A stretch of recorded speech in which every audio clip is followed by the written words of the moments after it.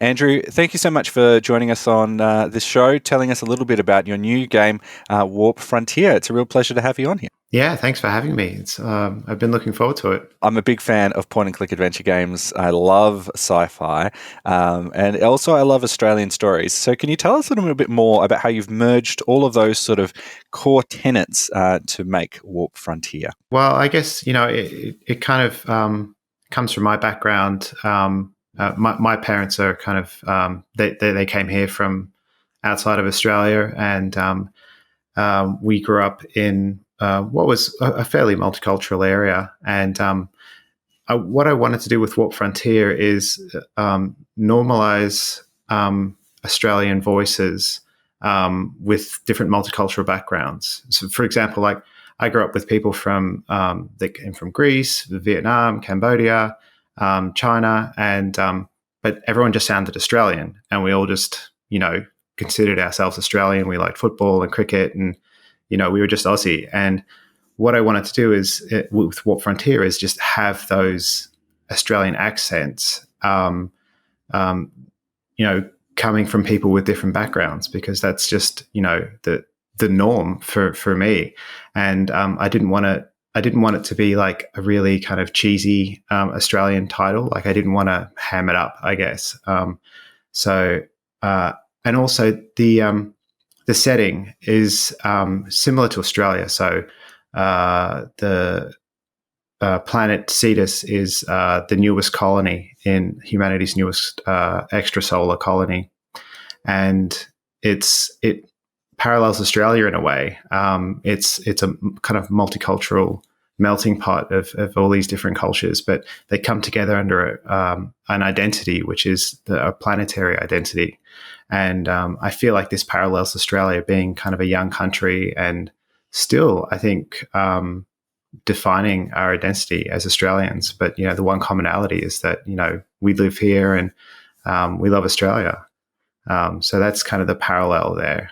The story, can you talk us through, because there's a bit of a, like the, colonization of Australia, there's some, parts of this where the past maybe comes back to face a main character and things like that. Can you tell us a little bit about, without going into too many spoilers, what's the setup for the story we're going to be exploring in Warp Frontier? So we are dropped into a time which is 10 years after a war that devastated their home planet.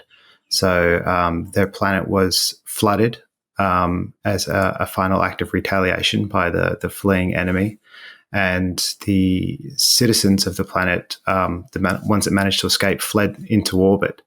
And so they're kind of created a community in orbit while they wait for their planet to heal from the destruction of the war. And during that time, a lot of people went missing. Like thousands of people went missing. And the lead character, Vincent Cassini, his wife and best friend were one of those that went missing just before the war ended. And so he's kind of held on to looking for them the entire time. And it's been 10 years and he's kind of giving up. But in the opening scenes of the game, we see him doing a scan. He's kind of looking for a needle in a haystack. He thinks that there's something out there that he's missing. So he's kind of going around the system just looking for any trace of them. And that's where the game ends, with a kind of catalyst that kicks off an investigation into those disappearances. One of my favorite things about sci-fi is, and you've sort of touched on it a little bit there, is the fact that it can give us a new lens in which to explore our common and our current context and thinking about that. What are some of the themes that you really wanted to make sure that you included in this and start to think about outside of that multicultural future that represents the ideal of what Australia can be? Well, I mean, it's the core tenet is a kinship, and this is 10 years after a war, so the community's kind of been galvanized by that. So you can think of like Australia in the 50s. There is prejudice towards the aggressor in this case, which is another branch of humanity called the Locans. So it's kind of a unifying element against this aggressor. But throughout the game, I wanted to explore that the people on the aggressor side, they're just people like the people of Cetus. They don't necessarily have control over what their government wants to do or why they're fighting. They just do it because that's what they've been told. And so I like to think about, I like to explore people as individuals rather than being lumped in with the group. So while I've got the kinship of, being tied to a certain planet, I also want to say that, not everyone can be judged just by where they come from or their backgrounds. And, when we're thinking about sci-fi, and this doesn't really tie back to Australia specifically, but I wanted to think about the role of our own consciousness and our own souls when technology allows us to potentially duplicate our consciousness or not have to die. So make the choice to die because there's treatments available for you to live forever. And how does that affect how we think about life itself and the concept of a soul, but still there is that divide. Only people that can afford the medical treatments, can afford to live forever. So it's not exactly a utopian society.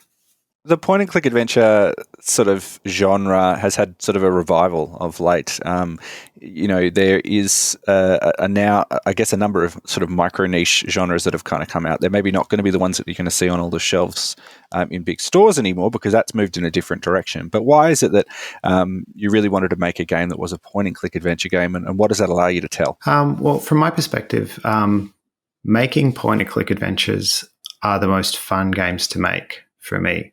While I do play point and click adventures, I play a wide variety of games. I really love Civilization 5.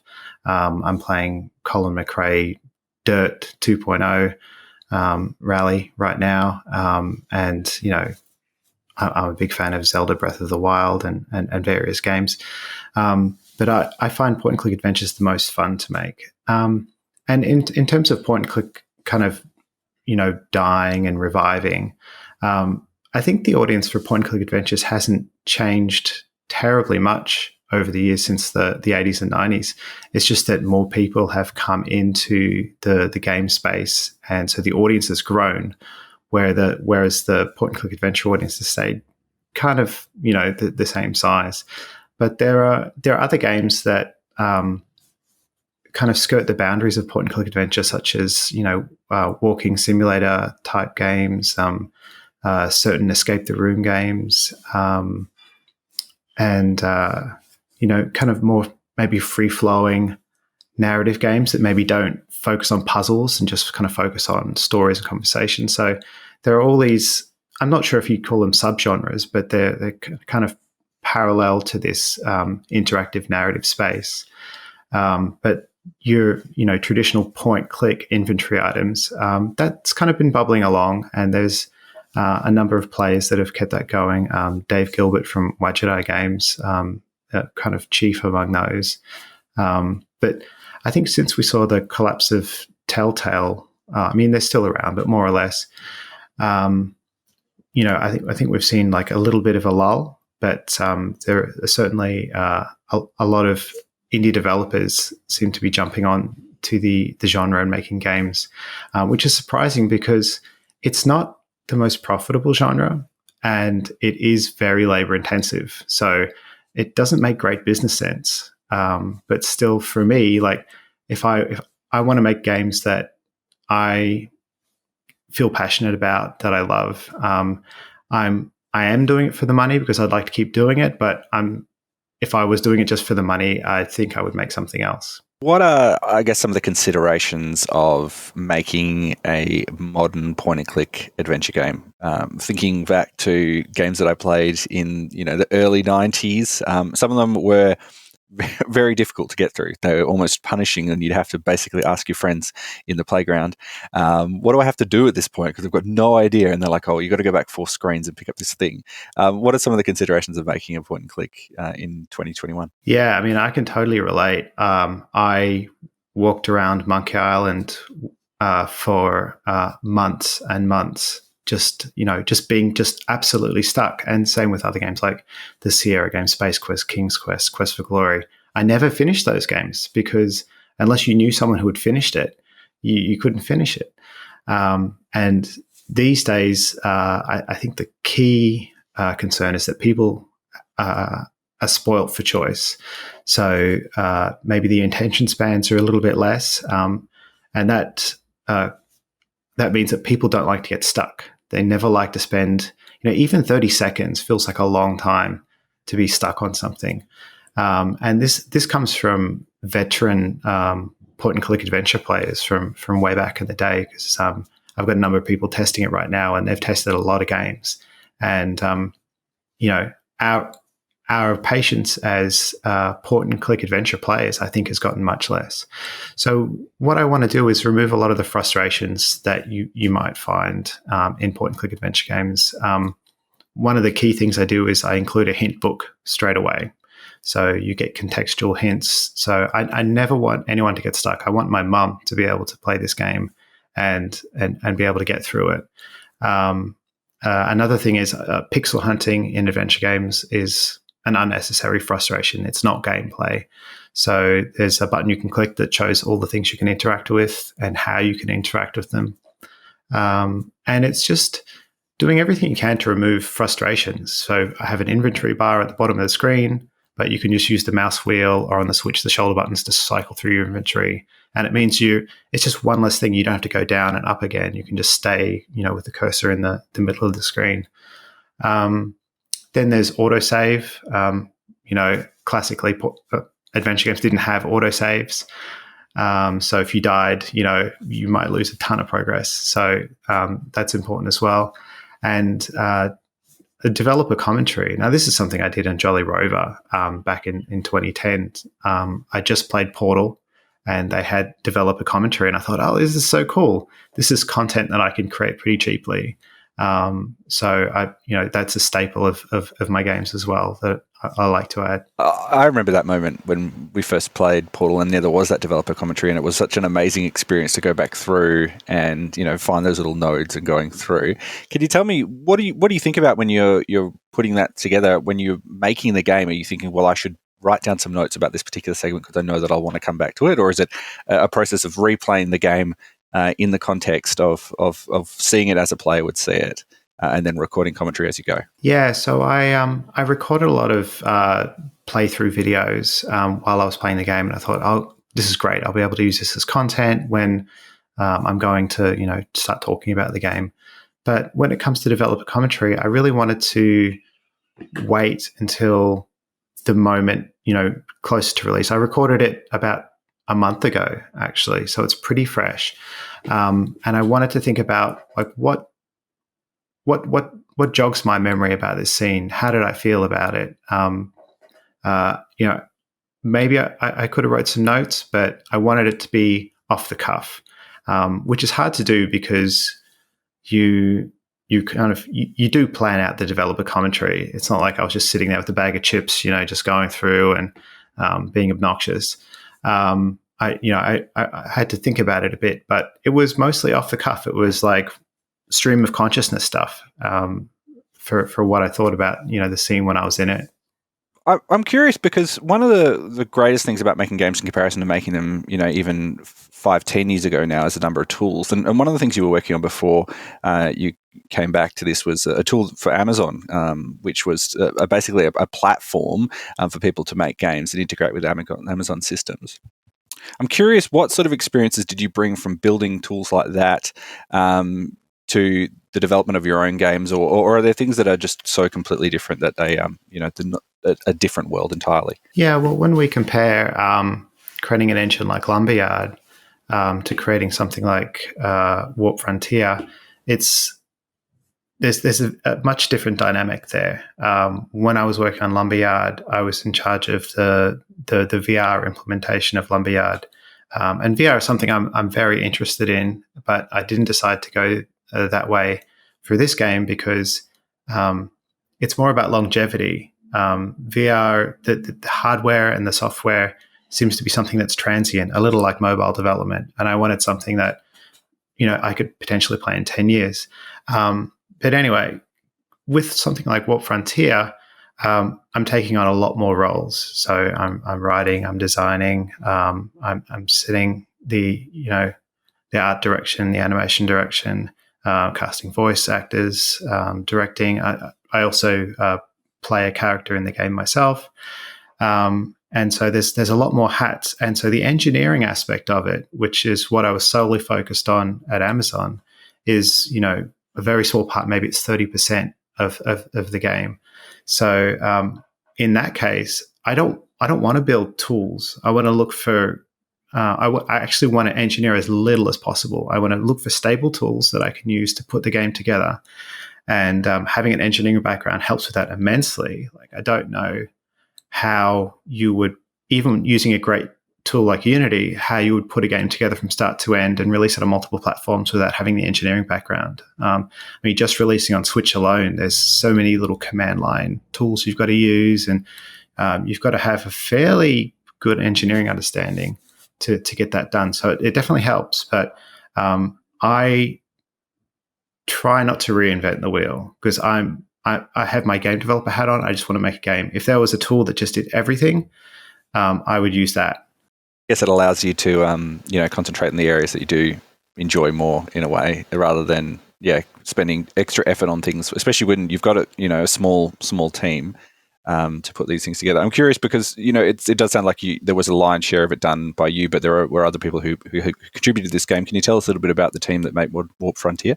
So I got back from the US. I was working at Apple and released an app called Measure, which is Apple's first AR app that developed in-house, and also the first developed with Swift, their programming language that they released internally.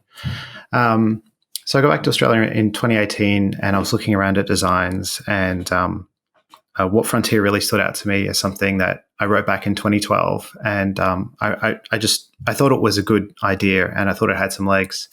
So I started looking around for people to collaborate with, and I found an artist, musician, animator, and I started working with them. I was developing the tech. But then over the course of about a year, the team changed. The original artist decided that it was a big commitment to do kind of in addition to your main job, and I totally get that. The animator kind of dropped off the face of the earth. There was some issues with COVID and stuff like that. The animator was based in India and got stuck basically for months and months and months, and couldn't work on the project. And then the musician was great, and I've worked with him before, but I had the opportunity to work with Thomas Regan, who I've wanted to work with since working with him on Emerald City Confidential back in 2009. And he's worked on all of Dave Gilbert's, maybe not all of Dave Gilbert's games, but a good chunk of them. And I love working with him. So I picked him up, and then Matt Martin, the main artist on the game, I've worked with him on Jolly Rover and MacGuffin's Curse, but he's living in Cambridge right now, and I didn't think he was available. So he stepped in to take up on the art role, and I found a local animator by the name of Michelle Doherty, who did all the animation. So that's kind of the core team, two artists and a musician, and then the voice acting came much, much later. So for the most part, for a good 6 months, it was just me and Matt back and forth in Blender, me drawing sketches, him drawing sketches, kind of art development. But we didn't do a lot of pre-production. We pretty much jumped straight in because, it's time and money. We didn't have the luxury of, just kicking the can down the road for 6 months. So yeah, we pretty much just went. He showed me his first concept background. I'm like, yep, I'm using that. Let's move on to the next one. And so we went. Every time he finished something, I put it in, and then he would sometimes circle back and fix stuff. But we went, I feel like I've been running for the last 18 months because everything just goes, yep, done, in, done, in. And so, I'm obviously looking forward to a break when this is over because I've been working 50, 60-hour weeks for about almost 3 years now because I also contract. That's how I fund this. So this is the first game that I funded almost entirely out of my own pocket. Matt, the artist, is taking a royalty in exchange for some of the a lesser fee. But that's the first time that I've done something like this, and it's been good because I've got full control over it, and I'm the one who kind of sucks it if it fails. I'm curious about that, not having much of a pre-production process. Did that ever come back and, bite you, basically? Because I know that so much of planning is, you said, you don't want to reinvent the wheel, but, when you're not having as much of a structured production process, is there incidents where that sort of happened, where you've gone, oh, geez, I wish I just thought about that for a little bit longer and we could have done it slightly differently? Yeah, I mean, in some instances, when you, for example, develop a character, you think upfront how many facing directions it's going to have. If the character is symmetrical, then you can flip the left and right. But if they're asymmetric, you can't do that. And some characters, later on in development, we realized, it would have been great if we had like a rear-facing direction. And that's not you can't just flip the camera around. That's a whole process. So stuff like that. Essentially, instead of having that, you have to design around it. You have to like position characters differently, or say they can't walk in a certain direction. We had one character, which is a big droid, and a mistake I didn't realize at the time is that we made it very long, and that's fine from the side, but when it turns, it looks ridiculous. It's too much of a pop. So I had all these sequences where these big droids would follow you around, using pathfinding and stuff like that. And I had to change those sequences to more scripted sequences, so I control the movement of the droids, so you don't see that pop from front to back. And it was, with the benefit of hindsight, I would have probably not had the front and back versions of the droids drawn at all, and save Matt some time there. And I suppose with the narrative, I was almost flying by the seat of my pants, like, oh, we need dialogue for this section. I'll write it. Like, I had all the characters, I had very good ideas of all the characters and how they would respond in certain situations. But for the most part, I put in the dialogue, I iterated over it a little bit, and then we were finding voice actors and recording voice. And once you start recording voice, things start to get a bit locked down. And so there's been instances where I've wanted to, maybe tweak a line here or there, but I've had to design around it. You've got a lot of experience. You've made a number of different games before. You've worked at, high-level sort of corporate things. I'm just wondering some of the advice, because we have a lot of people who listen to the show who are making their first games for the first time. What advice you would give to them in terms of putting together projects so that they can get to a release date? Have a small scope, as small as you possibly can, because you'll be surprised how much effort it takes to even achieve that small scope. With Warp Frontier, I thought the scope was too small. No, I thought the scope was small, but it's ended up being the biggest game I've ever made. So, that just goes to show that I've been doing this for almost 20 years, and I can still get it very wrong.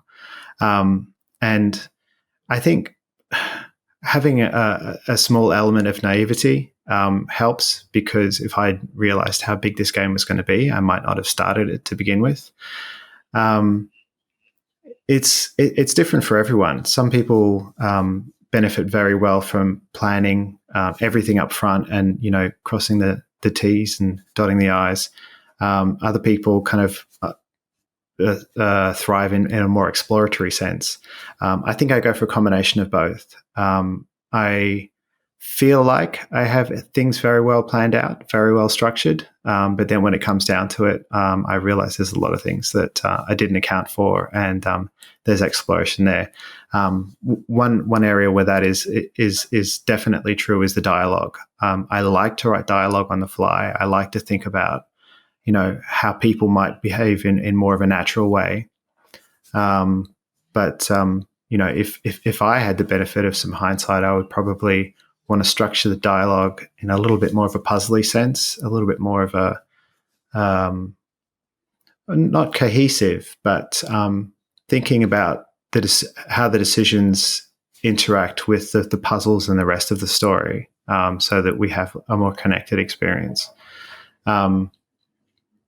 But I mean, so there's two different types of people that are going to put indie games together. You're going to get your young teams, people in their early 20s, maybe just out of school or not even out of school yet.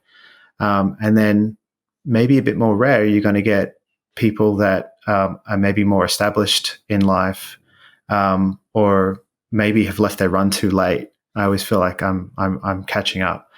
And in that case, you might have a lot more commitments. And so I would advise that if you have a day job or something you can even do part-time that's going to keep the money flowing in, you're going to be able to create with a little bit less pressure, which is hopefully going to allow you to create, have a little bit of a longer timeline so you can have a bit more polish and maybe more chance of a success when you release, rather than everything hinging on one thing releasing and then, it all collapsing, which is kind of what I did for my first game, Jolly Rover.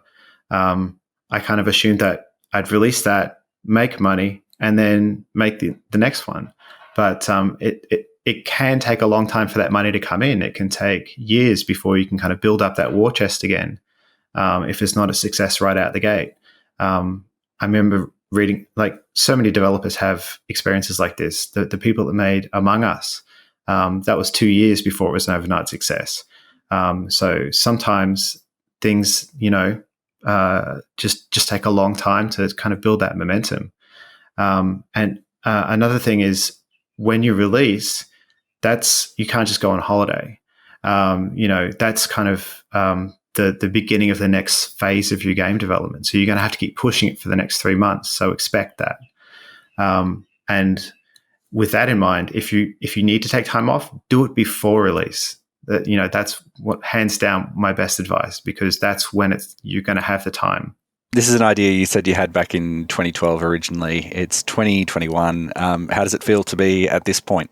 A little bit unreal, actually. When you have an idea, I've still got, the dog-eared notebook that I wrote all my notes down in, and I just continued writing notes in that as I designed it.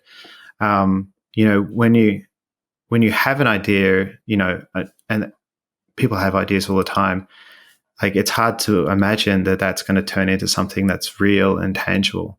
And in my case, I find when I get an idea and I start getting excited about it, I get very nervous because I know that there's a big commitment if I want to take this to a full version. There's at least one other idea that I feel like I have to make, and regardless of how profitable it is, I don't know, I might have to make it. But yeah, to see it, I think the most exciting one for me is the Switch. It's Brawsome's first console title, and to just hold, your game in your hands on the Switch, that's really special. And my kids are most excited about it too, because they play a lot of games on the Switch as well. And I think it's a little unreal for them as well, because it's people are going to be able to buy it, like other people, not just us. It's hard to get your head around. But yeah, it's really rewarding, and I think, I hope the game does, well enough for me to make another one. But otherwise, I've made what I wanted to make, and I can't help but be happy with that. Andrew, thank you so much for taking the time to chat to us. The game will be out on Steam, on GOG, and on the Switch, as you just mentioned there, and people can find out more information by going to brawsome.com.au. It's a real pleasure. Thank you so much for taking the time. Thank you. I really appreciate this.